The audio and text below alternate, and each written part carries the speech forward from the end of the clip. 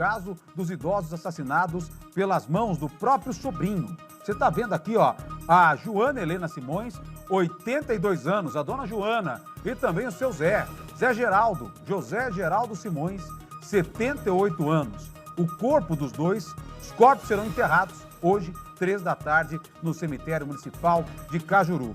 O sobrinho, Silvano Simões, 62 anos, foi levado para um presídio de Santa Rosa de Viterbo e agora está à disposição da justiça. A polícia confirma que esse sobrinho sofre de problemas psiquiátricos e confessou o crime e falou: olha, além de matar a pauladas a minha tia e o meu tio, eu ainda tentei limpar o local onde eu cometi o duplo assassinato.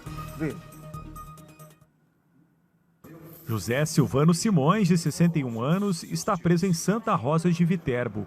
Antes de ir para o presídio, a repórter Ludmila Osório tentou falar com o suspeito sobre o crime. O seu José, o senhor pode contar pra gente o que aconteceu lá? O senhor pode contar pra gente? O que o senhor lembra lá? O que aconteceu?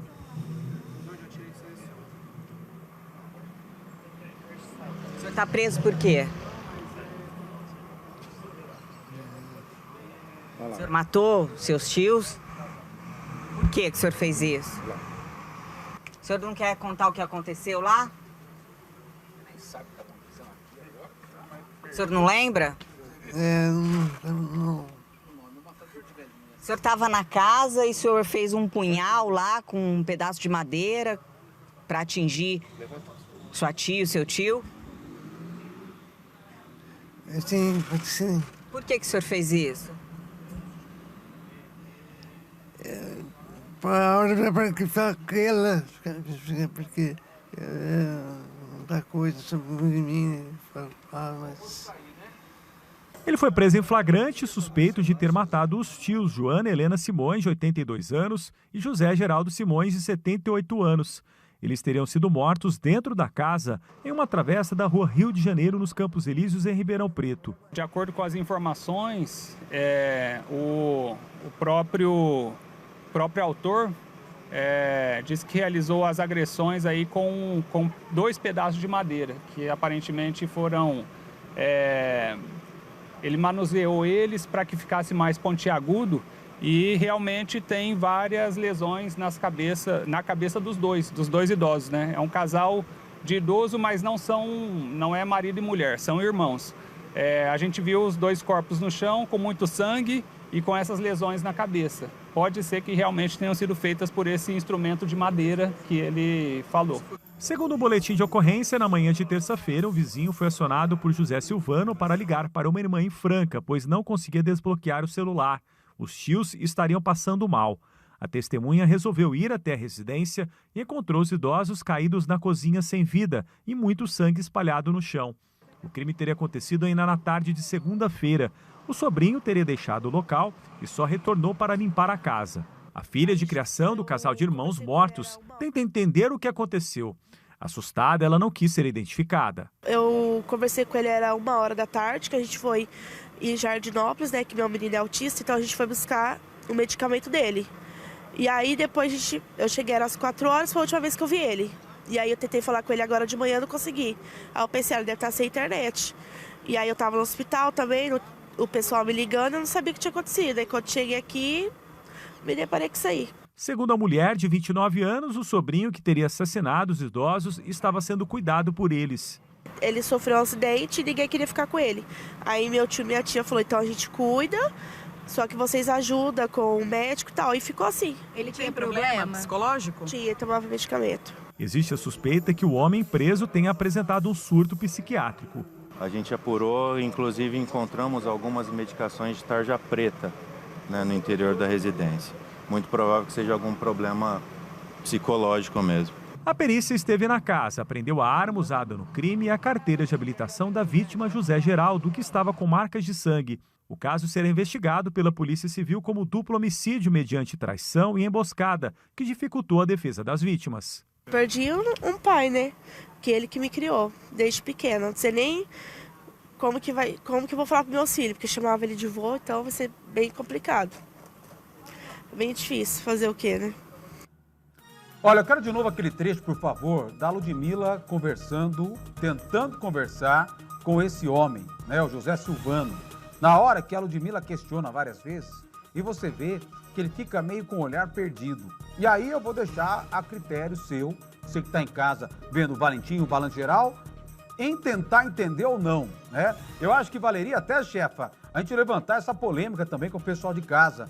Qual tipo de condenação um homem desse merece, né? Você que está em casa, vou colocar o número aqui, quero a sua participação também, 993054405, você fala, não, Tiago, esse cara tem realmente transtornos mentais, ele tem que ir para um hospital psiquiátrico, por mais que o crime que ele cometeu é um crime hediondo, é um crime assustador, ele fez uma estaca, ele bateu, ele matou, ele tem que ter um tratamento diferenciado na prisão, né? Ficar em um hospital psiquiátrico, em uma ala psiquiátrica dentro de uma penitenciária, ou não, né? Ou você acha que ele pode estar ali dando uma forçada na barra, depois de toda a situação que ele passou, né? Que ele enfrentou, ele passou por isso, aí a ficha caiu e falou, não, ele está dando uma forçada ali, porque para ele ter construído, né, um punhal, feito ali um punhal para conseguir uma estaca, melhor dizendo, uma estaca de madeira para conseguir golpear, esse homem tinha um pouco de consciência do que ele estava fazendo. Então, eu quero a sua participação comigo aqui no Balanço Geral, quero saber qual a sua opinião.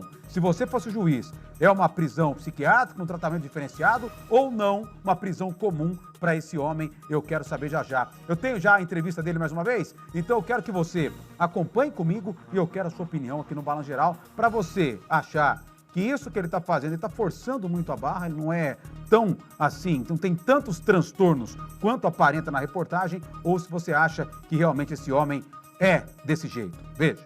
Pra gente. O que o senhor lembra lá? O que aconteceu?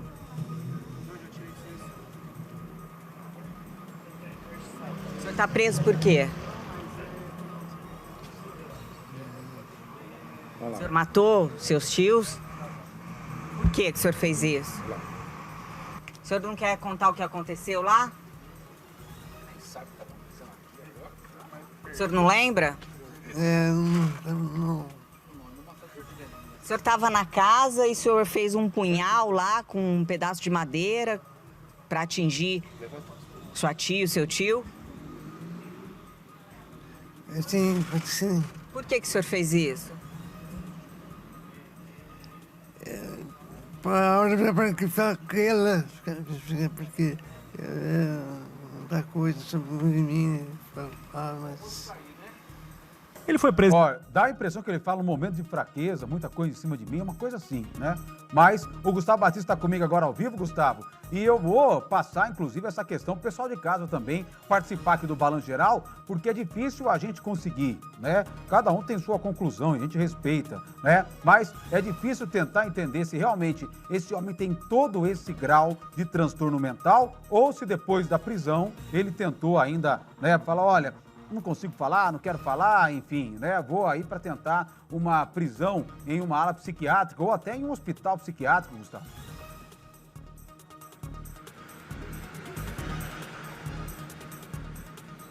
Valentim, a informação que a gente tem é que este homem ainda está preso na cadeia de Santa Rosa de Viterbo. Ele deve passar por uma audiência de custódia ainda hoje, portanto, ele vai ter o contato com o juiz, né, que deve manter com certeza a prisão dele pelo duplo homicídio, né, por se tratar de um flagrante. Mas o que deve acontecer a partir de agora? Inclusive teve informações com um advogado. Ele deve precisar agora ou de um defensor público, ou claro, de um advogado, pago por ele ou pela família. E este defensor, este advogado, ele deve entrar com um pedido para que ele passe aí por exames médicos, para que esses exames médicos possam comprovar qualquer tipo de doença mental, qualquer tipo de doença psiquiátrica. E aí, a partir disso, a justiça pode determinar aí a internação dele em uma cadeia específica e diferenciada.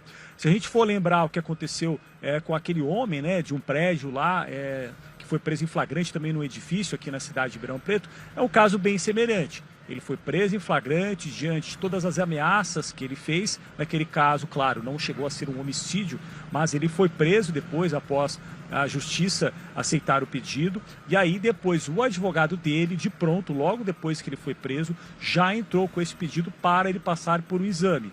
Isso trazendo para o caso do sobrinho que matou aí os 2 tios, né, o casal de irmãos idosos. Isso também deve acontecer, ou a partir de um defensor público que deve defendê-lo, ou a partir de um advogado. E aí, então, deve dar prosseguimento aí a este caso, a essa ocorrência, diante de tudo o que aconteceu na manhã dessa terça-feira aqui em Ribeirão Preto, né? Portanto, é um caso que chocou toda a nossa região, Valentim, por se tratar aí de um casal de idosos que foi morto aí, este casal de idosos, de uma forma, né, muito violenta, com um pedaço de pau. Chocou todos os vizinhos, pessoas que estavam lá próximas deste casal. A gente lembrar um pouco a história, né, deste casal. Este casal de irmãos, eles conviviam até de forma separada. O irmão, o seu José, ele morava na cidade de Araraquara e lá teria abrigado esse sobrinho. E aí ele teria vindo para Ribeirão Preto para acompanhar uma consulta da irmã. E aí foi durante esse período dele ter vindo para Ribeirão Preto. Ele sempre vinha para cá, né, para acompanhar a irmã, 2 idosos, um ajudando o outro. E aí acabou acontecendo a morte deles lá nessa travessa ali da rua Rio de Janeiro, na manhã dessa terça-feira aqui em Ribeirão Preto. E é bom a gente reforçar mais uma vez, foi este casal aí de idosos que se propôs a cuidar desse sobrinho. A informação que nós demos ontem é que ele teria sofrido um acidente e aí ninguém da família queria ficar com ele. E aí, então, este casal aceitou ficar com ele, cuidar dele, até porque o senhor que foi morto tinha uma propriedade que era longe até da cidade, próxima à zona rural, lá na cidade de Araraquara, e poderia cuidar dele de uma forma melhor. Porque existe essa suspeita em relação a essa doença psiquiátrica? Por quê? Por causa da forma com que ele conversou desde o início com os policiais militares, aqui na delegacia com os policiais civis, e também vários medicamentos que foram encontrados lá, principalmente medicamentos controlados e de tarja preta. E que, segundo esta familiar que nós conversamos, essa filha de criação, ela confirmou que ele teria sim problemas psiquiátricos. E aí cabe responder essa pergunta agora que você perguntou aí, né, Valentim? Cabe a um profissional de saúde verificar, ter certeza ali, para ver se vai acontecer algo diferente em relação a esse sobrinho. Ele vai ficar numa cadeia comum? Não. Se for identificado qualquer tipo de transtorno mental, então deve seguir talvez para uma internação e lá, claro, seguir preso, porque ele foi preso em flagrante pelo duplo homicídio, Valentim.